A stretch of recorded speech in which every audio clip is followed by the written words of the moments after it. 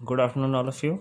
आज का हम लोग का टॉपिक है ट्रांसफार्मर का ऑयल टेस्टिंग मेथड। जो ट्रांसफार्मर में अपन ऑयल डालते हैं वो कितना उसका स्ट्रेंथ है ना, उसको टेस्ट करते हैं हम लोग। उसके कुछ मेथड्स हैं कि वो प्योर है कि नहीं है, उसमें कोई प्रकार का अशुद्धि तो नहीं मिला है ना, या फिर वो उसमें उतना सामर्थ्य है कि नहीं है ना, या फिर उसमें नमी तो नहीं है। ये सारी चीज़ों को क्या करते हैं, टेस्ट करते हैं कि वो कैपेबल है कि नहीं है। ठीक है, तो इसके कुछ मेथड्स होते हैं, अलग अलग प्रकार के टेस्ट होते हैं अलग अलग चीज़ों को जानने के लिए। ठीक है, जैसे कि सबसे पहले मैंने लिखा है क्रैकल टेस्ट, है ना। तो क्रैकल टेस्ट मतलब कड़कड़ाहट बोलते हैं, क्रैकल मतलब कड़कड़ाहट। तो इसमें क्या देखते हैं हम ये देखते हैं कि उसमें कोई नमी तो नहीं है। ठीक है, अगला है flash point test. Flash point test में ये देखते हैं कि वो उसका सामर्थ्य कितना है, वो कितना डिग्री टेम्परेचर तक क्या कर सकता है, सहन कर सकता है अग्नि को जलने पे, है ना। कितना देर तक, कितने डिग्री टेम्परेचर पर वो अग्नि को जलने तक रोक सकता है। ठीक है, ये देखते हैं। और लास्ट होता है अपना एक और लास्ट है, उसको बोलते हैं बीवीडी टेस्ट, है ना। इसको बोलते हैं, इसका पूरा नाम है ब्रेक डाउन वोल्टेज। ये 3 प्रकार के टेस्ट होते हैं, है ना। और भी टेस्ट हैं, एसिडिक टेस्ट और बहुत सारे टेस्ट हैं। ये 3 इंपॉर्टेंट है, मैं इसको आप लोग को बताता हूँ। सबसे पहले क्रैकल टेस्ट देखते हैं, CRACKLE क्रैकल टेस्ट। इसमें क्या होता है, ऑयल जो होता है ट्रांसफार्मर का ऑयल जो कि यूज़ में रहता है या फिर जो कि ट्रांसफार्मर में डाला रहता है, उसको निकालते हैं, है ना। उसको टेस्ट करना है तो क्या करेंगे, उसको एक बीकर में डाल देते हैं। ठीक है, इस प्रकार का एक बीकर होगा, उसमें क्या करेंगे, उसको फिल कर देंगे। ठीक है, बीकर में फिल कर देंगे।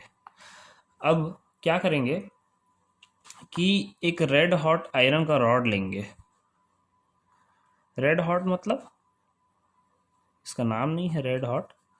रेड हॉट बोलने का मतलब ये है कि इसको इतना गरम कर दिया जाएगा कि ये बिल्कुल लाल कलर का दिखेगा, है ना। गरम करने के बाद जानते हैं आयरन जो है वो कभी कभी ज़्यादा गरम होने से क्या आता है, लाल लाल दिखता है ना। तो उतना इसको हीट करना है। ठीक है, उतना हीट करेंगे और इस लाल हो चुके रेड हॉट आयरन रॉड को, आयरन रॉड मतलब लोहे का छड़, आयरन रॉड लोहे का छड़ को क्या करेंगे, गरम करने के बाद क्या करेंगे, इस जो बीकर में जो ऑयल रखे हैं इसमें क्या करते हैं, डिप करेंगे। ठीक है, डिप करने से क्या होगा कि अगर ये शुद्ध होगा, अगर ये शुद्ध होगा तो इसमें कुछ नहीं होगा, हो सके तो हल्का सा इसमें धुआं निकलेगा। ठीक है, बट अगर इसमें अशुद्धि होगी, अशुद्धि का मतलब जैसे कि अगर इसमें मॉइस्चर कंटेंट होगा या फिर वाटर का थोड़ा सा अमाउंट होगा, है ना, तो क्या होगा, इसमें एक कड़कड़ाहट का आवाज़ आएगा।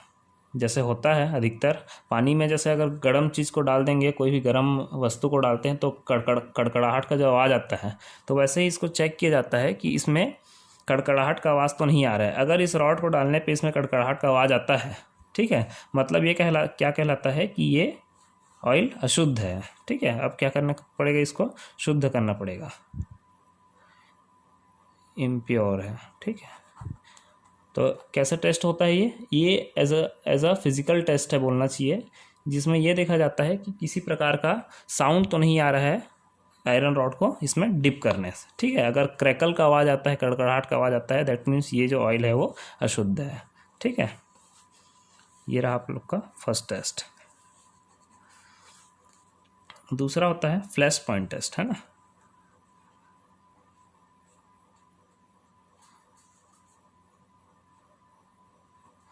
फ्लैश पॉइंट मतलब फ्लैश हो जाना, मतलब चमकना या आग जल जाना, है ना।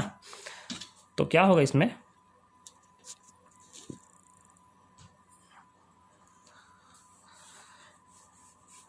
इसमें भी एक बीकर होगा, है ना, इसमें भी एक बीकर होगा या एक पात्र होगा, जैसा भी बोल लो आप इनको।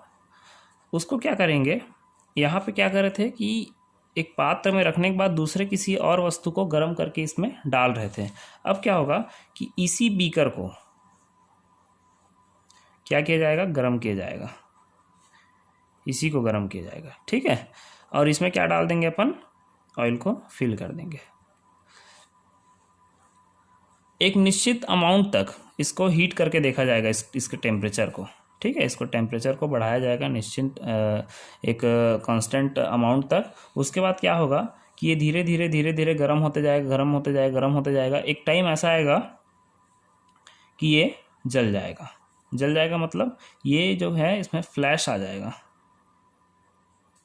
ठीक है, फ्लैश आ जाएगा, जो कि नहीं आना चाहिए, क्योंकि ट्रांसफार्मर में ये ज़रूरी है कि उसमें जो ऑयल डला है वो जले ना, है ना। क्योंकि ट्रांसफार्मर का जो ऑयल है वो एक हाईली अमाउंट तक क्या होता है, गर्म होता है ना। उसका जो कॉइल होता है वो बहुत ज़्यादा हीट होता है, और कभी कभी ये उसकी संख्या बढ़ जाती है ना, हमारा रेडिएटर काम नहीं करता, ठीक है, कभी कभी ऐसा होता है। तो क्या हो जाता है कि ट्रांसफार्मर का ऑयल जलने लगता है। ऑयल का काम ही होता है जलना, है ना।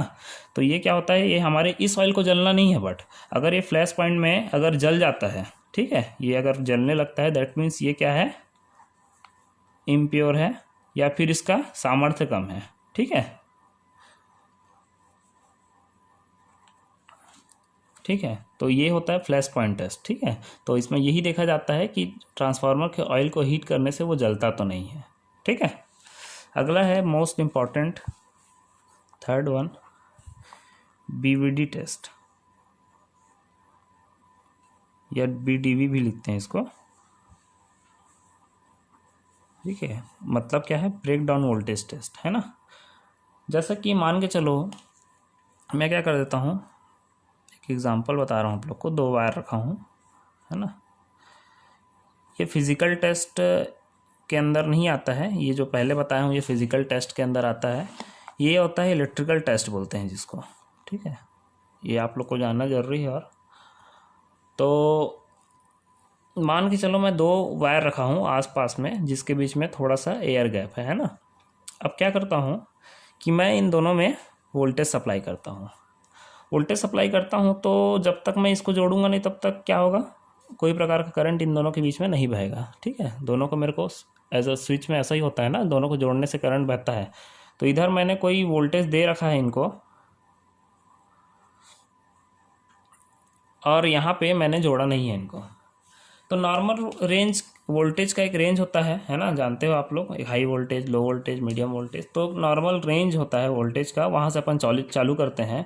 तो जैसे कि अगर मान के चलते हैं 230 वोल्ट से अगर इसको बढ़ाना चालू करते हैं, है ना, 230 वोल्ट से इसको बढ़ाना चालू करते हैं, तो जानते हैं कि जब तक 230 वोल्ट अपन लोग यूज़ किए हुए हैं, तो उसमें देखते हैं कि जब तक उसको कॉन्टैक्ट में नहीं लाया जाता, तब तक वो क्या होता है, करंट फ्लो होना नहीं चालू होता है।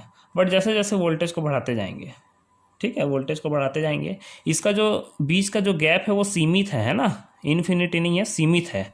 1 सेंटीमीटर, 2 सेंटीमीटर, ऐसा सीमित है, ठीक है। तो धीरे धीरे क्या करते जाएंगे, इसके वोल्टेज को क्या करते जाएंगे, बढ़ाते जाएंगे। वोल्टेज को बढ़ाते जाएंगे, वोल्टेज को बढ़ाते जाएंगे, फिर क्या होगा, वोल्टेज अब किलो में चला गया होगा, 1 किलो वोल्ट, है ना, 2 किलो वोल्ट, ऐसा करके। फिर एक समय ऐसा आएगा, 1 किलो वोल्टेज के रेंज में ऐसा एक समय आएगा जब क्या होगा कि ये बिना कांटेक्ट किए इसके बीच में कड़कड़ाहट चालू हो जाएगा, ठीक है। ऐसा होता है बड़े वोल्टेजेस के रेंज में कि वायर जुड़ा ना हो तब भी उनके बीच में क्या होने लगता है, करंट जो है वो फ्लो होने लगता है। क्यों?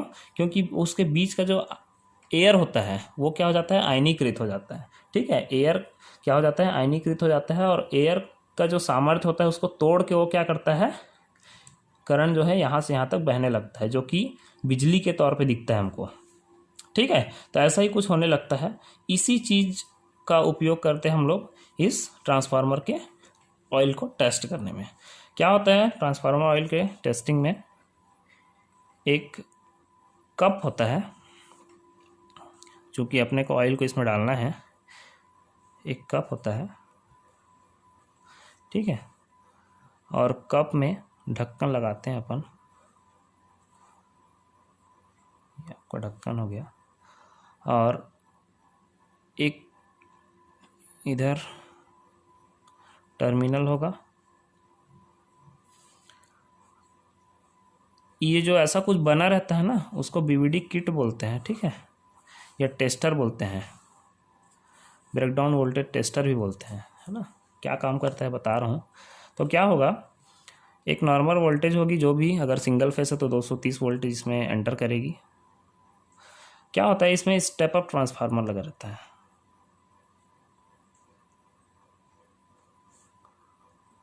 फार्मर, ठीक है, एक स्टेप अप ट्रांसफार्मर लगा रहता है जो कि क्या करता है, वोल्टेज की जो वैल्यू है ना, वोल्टेज की जो वैल्यू जो कि मध्यम रहती है 230 या 440, सिंगल फेज, थ्री फेज जैसा भी होगा, उसको क्या करता है, स्टेप अप करता है लगभग 11 से 12 किलो वोल्ट तक। ठीक है, मैंने जनरली 11 किलो वोल्ट तक की मशीन देखे हैं। ठीक है, तो उसका ये जो इनपुट आया है उसको इसमें देते हैं। ठीक है, और इसको जो स्टेप अप हुआ वोल्टेज जो बढ़ चुका है वो उसको किस में देंगे, ये दोनों टर्मिनल में। ठीक है, इन दोनों के बीच क्या है, अब एयर गैप है। ठीक है, एयर गैप है मतलब यहाँ पे कोई प्रकार का इलेक्ट्रिकल कनेक्शन नहीं है। ठीक है, क्या होगा, वोल्टेज को जब बढ़ाएंगे तो एक समय ऐसा आएगा कि बीच से क्या होगा, आयनीकृत होकर करंट जो है वो बहना चालू हो जाएगा। ठीक है, अब क्या करते हैं, इस कप में ऑयल को फिल कर देते हैं। ठीक है, तो अब ऑयल को फिल करने के बाद क्या होगा कि चूंकि हम लोग जानते हैं कि ऑयल जो होता है वो इंसुलेटिंग मटेरियल होता है।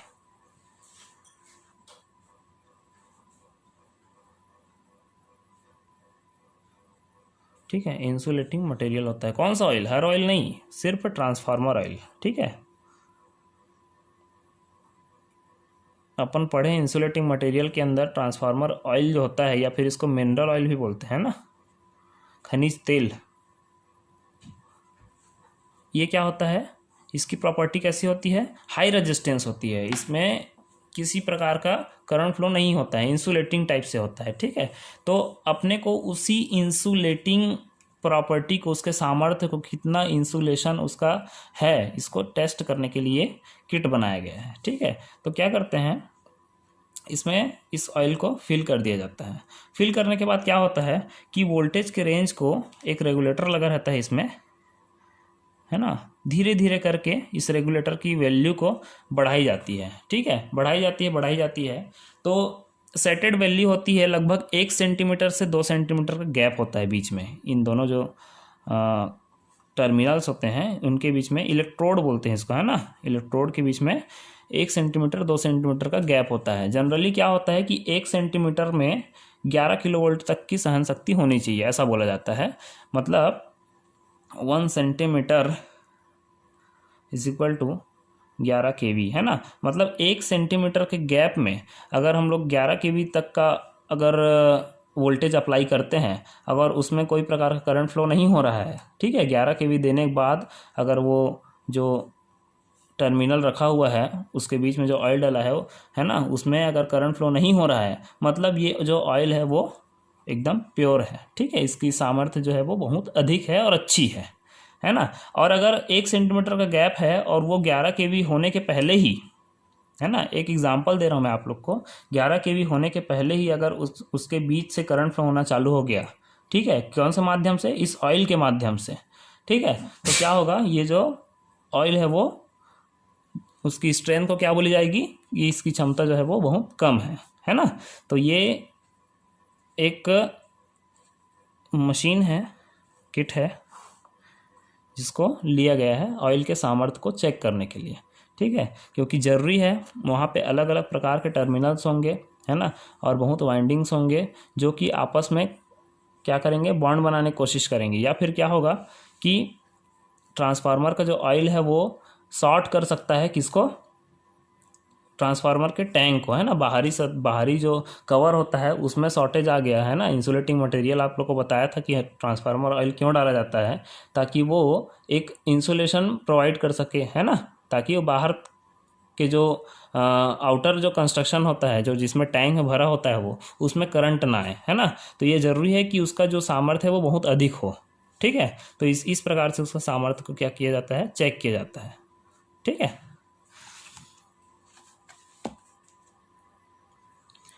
चलिए, इसमें किसी प्रकार का आप लोग को डाउट होगा तो आप लोग पूछ सकते हो, है ना। ये ट्रांसफार्मर का ऑयल का टेस्टिंग का मेथड्स हैं 2-3 ठो, इसको मैं बता दिया हूँ, और किसी प्रकार का इसमें जानना होगा, डाउट होगा तो पूछ लेना, है ना। आप लोग के लिए होमवर्क ये है आप लोग को पता लगाना है या लिख के दिखाना है कि ट्रांसफार्मर को पैरेलल में क्यों जोड़ा जाता है। ठीक है, ट्रांसफार्मर का पैरेलल कनेक्शन क्या होता है और ट्रांसफार्मर को पैरेलल में क्यों जोड़ा जाता है। ठीक है, ये आप लोग को बताना है मेरे को आप होमवर्क के माध्यम से। ठीक है, चलिए।